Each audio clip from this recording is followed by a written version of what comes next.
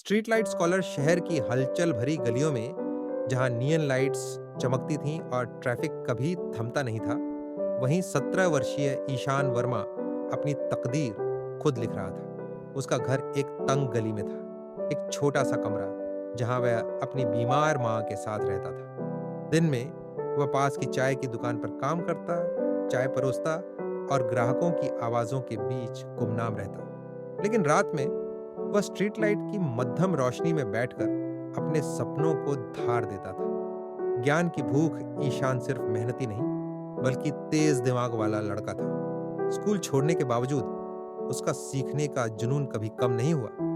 पुरानी लाइब्रेरी से चुराई किताबें, एक टूटी स्क्रीन वाला फोन और कागज के छोटे टुकड़ों पर बनाए समीकरण, यही उसकी दुनिया थी।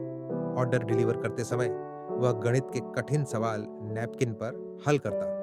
वह टीडी टॉक्स सुनता, रेडियो पर भाषणों से नोट्स बनाता और चाय की दुकान के मेन्यू के पीछे नए विचार लिखता। उसके अंदर एक अनकही जिज्ञासा थी, सिर्फ पढ़ने की नहीं, समझने और कुछ बड़ा करने की। मौका और पहचान। एक दिन दुकान पर आए मिस्टर मेहता, जो एक सफल व्यापारी थे, उन्होंने ईशान को देखा।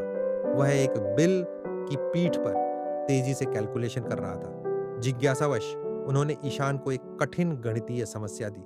ईशान ने बिना झिझक मात्र 60 सेकंड में हल निकाल दिया।